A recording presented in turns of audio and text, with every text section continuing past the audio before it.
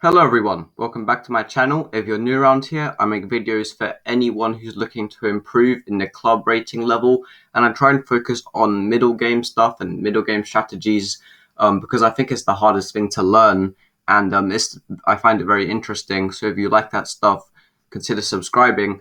But anyway, in today's game, I will be showing you a game I recently played just the other day. It was an over the board game in my league, and I thought it was instructive. And yeah, there's a lot. I think there's a lot to learn, and there's a lot I need to work on my chess after this game. But I'll just show it now anyway. So I had the white pieces, and my opponent here is rated 1745. So I didn't know his rating at the time, but and yeah, I'll just get into the game. So it started off with e4, e5, knight f3, just continuing how I normally do. And here my opponent went d6. And already on d6, I was very happy because for the Philidor defense, it's one opening, but I have a lot of stuff in my repertoire for the Philidor defense. So I continue with d4. But some of it most of my repertoire, my preparation, I kind of forgot. But anyway, I went d4, I think it's the most standard move, and he took what I was kind of surprised to see because I haven't played anyone doing the exchange Philidor in a while. I thought he would continue with like 97. But yeah, so he took was kind of refreshing because I haven't played this variation in a while. I took knight f6 and knight c3. He went bishop e7, the main move, and here I went bishop f4. Now, there's a person on YouTube. I think you might, if you're watching this video, you might know of him. I think his name's like Mio, M-I-O. But I'll link his channel in the description. And pretty much all my opening ideas come from him. He's an IM, and he makes really great videos. Like I think he should have like 1 million subscribers. Like the content he makes is amazing. But I continue with bishop f4, the line that Mio shows, castles, and I went bishop e2, the Nigel short specialty, and my opponent here played a6, and I was already here. I already fought for a long time, because I couldn't remember if I was supposed to go queen d3 or queen d2. So I was just at the chessboard thinking for a long time because I can remember to go queen d3 or queen d2. I did go queen d2. What was the correct idea? The thing is, what I didn't go queen d3 is because I thought after knight d7, I thought I would allow knight c5 and knight e5, and I just didn't. I didn't want to allow him to get his knight into the game with tempi. I mean, as I always stress on this channel, never in the middle game allow your opponent to improve his position while making you retreat. So I decided to go with queen d2. And here he continued with a very strange move. At the time, because I'm fairly new to over the board chess, so my vision of the board is not that great. It's improving, but I see a lot more online. So I'm trying to adjust. So here he went bishop d7. What I thought was very strange, because normally the whole idea of playing a6 is to go c5.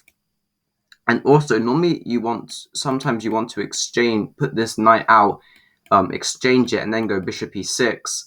So I thought bishop d7. I thought it was a very harmless move.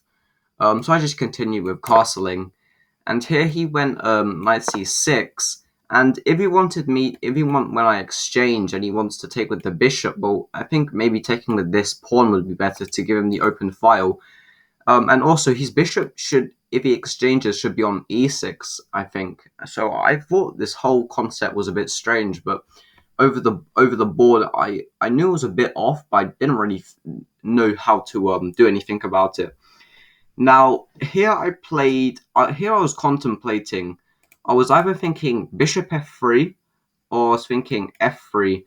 First of all, the reason I didn't go f3 is because I didn't want to allow knight h5 and like say bishop f6, even though it might not be that strong. I just wanted to keep my bishop on the long term on this diagonal, more of a long term idea, not to go f3, because I can put my bishop on f3.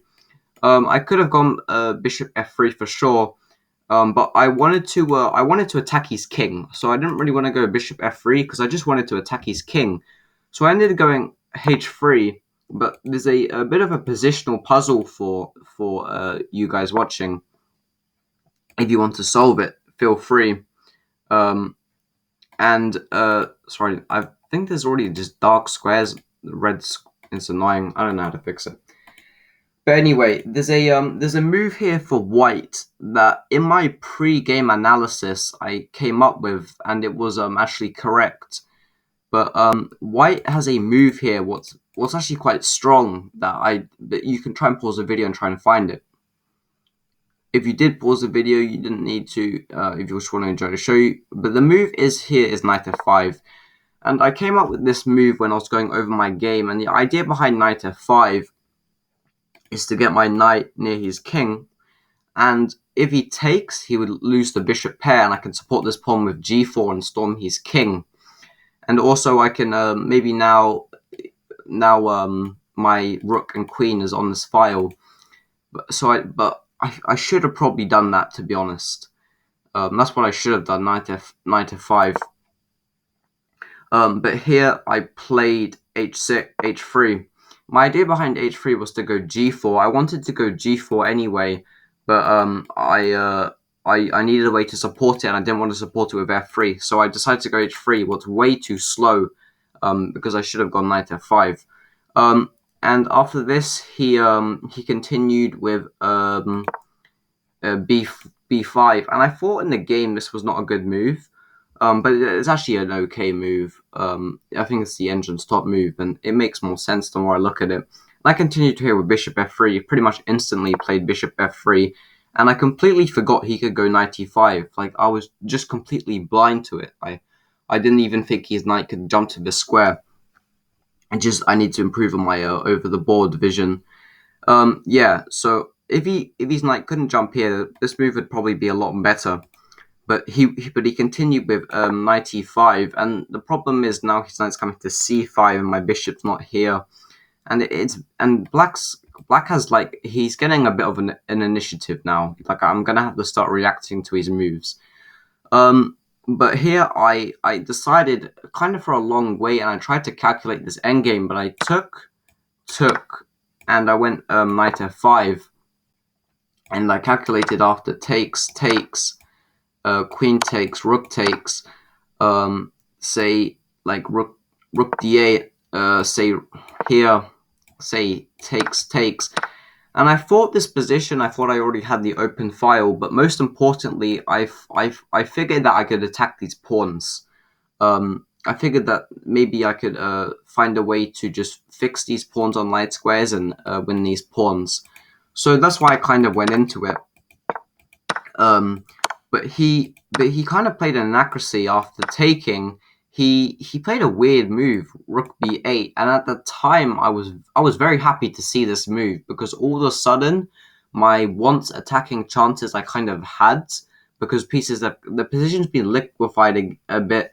So I was a bit annoyed. I thought, I came into the Philidor with an aggressive repertoire, and I'm kind of in this position.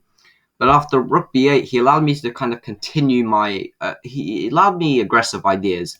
I continued with queen e3, opening this queen and attacking this pawn, and he went bishop e6, and I was happy because even though there's no tactics to actually win this bishop, I understood that that's one move now he can't move.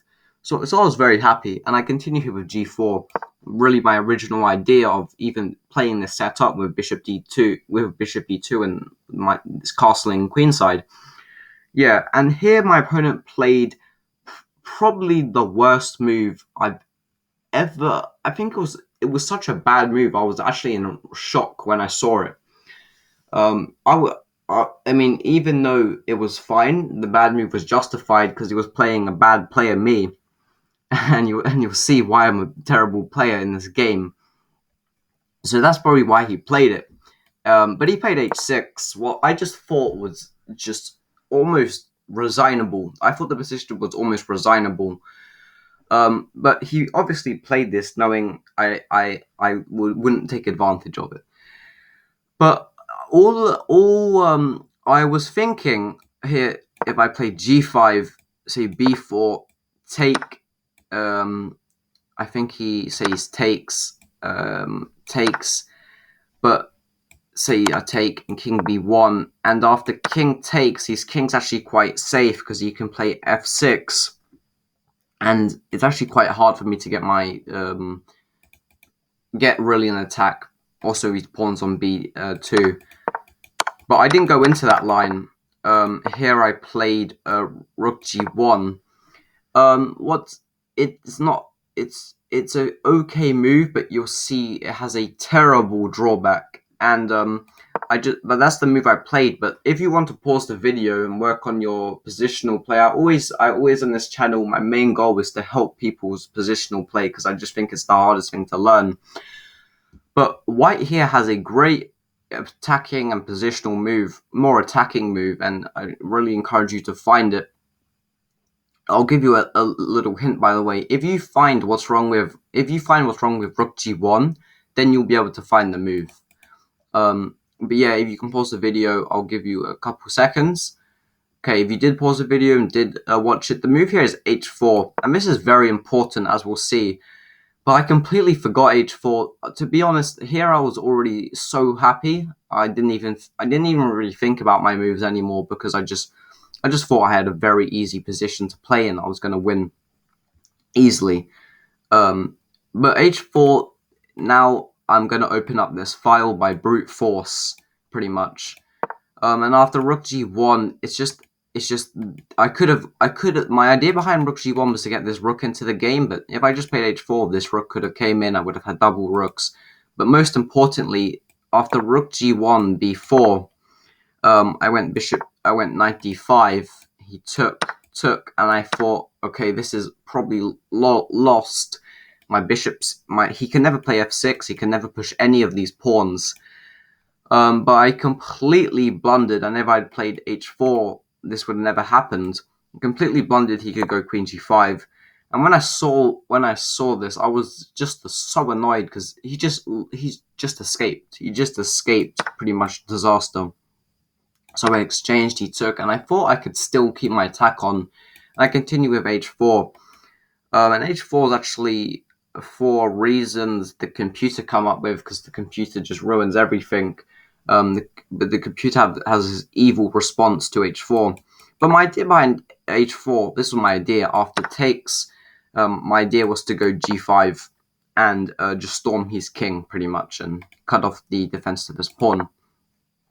But after h4, he can actually take, and after g5, he can actually go bishop c5, and this is it's really annoying because the thing is he's gonna say I respond to this move. Well, if I respond to this move, he's gonna take this pawn and guard it, and now he can go bishop g3, and also pieces will get exchanged off when he plays, like, say, rook d8. I have to move and exchange. So yeah, so actually h4 was a bad move.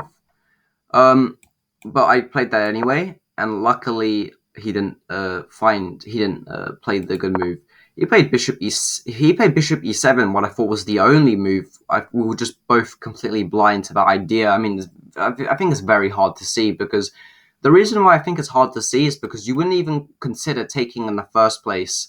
So you would probably just stop your calculations there. And now I continued with rook e1, I believe. Yeah, I played rook e1. I thought, okay, I'm winning this pawn. He can't defend it. And he played bishop f6. And here I played king b1 because I want to take, but I don't want to have a check. He continued with rook d8, and I went bishop c4. And the engine actually gives rook d4 very strong. And after rook d4, I thought I could have just gone king b6, but now my king's extremely weak. But I thought I could have just gone b6. But here now he played a rook d6, defending this pawn. I took, takes, and rook d8. Here I went bishop d3, stopping any checkmate ideas. King f8, and here I kind of now I played rook e5 here. Now after I played rook e4. After I played this move, I regretted it. Like I really regretted this move because I completely forgot he could play rook d4. But I'm just very lucky, honestly, in this game. Both a bit lucky, but he didn't go rook d4, and I think after rook d4, maybe I can take this pawn. Maybe I'm still winning. You can tell me in the comments if you know theoretically how this would end. I mean, I have double pawns here, but it would probably be a long, grindy end game that I could. It's probably winning, but it would just be energy zapping to play. But anyway, after rook e4, my idea was to go f4. And now he played a very bad move. He played a5, pretty much just loses. Well, actually, after f4, I mean, the computer says bishop h4 hangs on, but I don't know. It doesn't really. No human plays this anyway. I think after this, I think the computer was saying this anyway. I mean, it's still bad. It's still bad. But he played bishop f6, and I pretty much instantly, no thought involved, played g4. Bishop e7, and I knew my position was winning here. I just sensed. I knew if I even thought to this when I was my over the board thought. I truly, I'm not joking. When I had this position, I said to myself, if I lose this position, I'm gonna stop playing chess. And yeah, I said that in a couple next positions as well. And here I have a winning move. What I did not see, I went rook h1. Now I played rook h1. Now I have a challenge for anyone watching. White actually has like a forced winning. It's pretty much forced, but white winning here. It's actually very hard to see because you have to calculate it. But in the calculation, there's some very quiet moves that you have to understand. But then you have to understand that these quiet moves lead to forced mate. So if you want to pause the video, this is going to be the biggest challenge yet. If you find this, you can say it in the comments before, and I will. It'll be great to see if you can actually solve this. But the winning idea here is not rook h1. It's rook e1, and now the bishop's trapped. Okay, he obviously cannot go king e8, and he cannot move this rook here because I go bishop b5. So he has to go rook d7, and after rook d7, I go rook h1, threatening checkmate. This is all forced, and if he moves any of these pawns, I just push up. If he pushes this, I push up. So if he pushes this, I think I just check and bishop c4. But it is definitely winning. Now, but the most crucial line is rook g8, and now white has like I was saying before about the quiet move you would have had to calculate would have been rook e2. That was the quiet move. And there's no way to stop rook h2 checkmate, rook h2, rook h8 checkmate. It's just impossible. For example, let's go king f8, for example. Just rook h2. Say he tries to escape. I think just this. This is forced mate. I'm pretty sure exactly. Say he tries king e8. I mean, after king e8, after check. Say no. I feel like I'm stuffing this up already. Sorry, what's the winning continuation after king e8? Let me just get this up. Oh no, sorry, that's just, I think this is just forced mate, exactly. And bishop c4, yeah. Oh yeah, the bishop c4, that was what I kind of meant to say. So it's pretty much just lost. This game is just completely lost. So if you did find rook e1, that's great.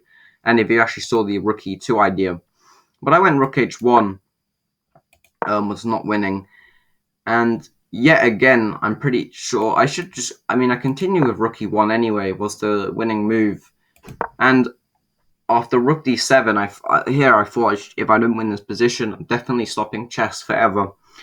And I looked really hard in this position, and I still couldn't find anything. It looks so bad, but black is always just hanging on by a piece of thread. But what I should have done is I should have just started going with like rook e5, and I should have brought my king into the game as well. and I just have to bring my king in, advance my pawns, and he's tied down. It was my idea, but I was too scared of doing it anyway. But after f6, what I should have done is just take, but I stupidly took with the g pawn, and now that triples my pawns. And if he takes, I mean, I think say for example, let's say I just take here. He takes, and I have these pawns. I can play g6 next move. He can't take, and yeah, this was easily winning. But after rook e5 f6, I took rook h5, rook d4, and anyway, I played a couple bad moves, but this is kind of winning, but I just didn't win it. My bishop should have been on e3, and I should have never took here because now it's I think that's well, it says it's +1, but I thought it was quite hard to actually win this. I was also low time, and I kind of stopped writing my moves down because it was very low time. But anyway, this game did end in a draw. It ended in a draw, but I had 100 winning positions, but I tried to flag him, and we both had like 30 seconds, and I had a couple more seconds. I could have flagged him and won the game, but I just felt morally wrong. I probably should have. But anyway, the lessons to learn from this game was to definitely go with that knight f5 idea, and the lessons of this game was really if I just kind of diagnosed my position a bit more, and probably not gone bishop f6, h6 was h3 was way too slow. I kind of gave away my attacking chances with just that one slow move h6, and here I should have already gone knight f5. But in the game, I feel like I would have seen a lot of these ideas if I just composed myself more. So in my future game, I'm gonna have to compose myself a lot more. But anyway, if you did enjoy this video, please let me know. Tell me what you thought of it, and tell me if you solved any of the positional puzzles. I've got lots of other videos coming out. I have one I'm pretty much just I can release any time. I've recorded it, but I just was too lazy for some reason. But yeah, tell me what you thought. If you liked the video or whatever, subscribe. Maybe consider subscribing. But yeah, thank you for watching. I really appreciate it if you watched all the way to the end. And yeah, have a great rest of your day.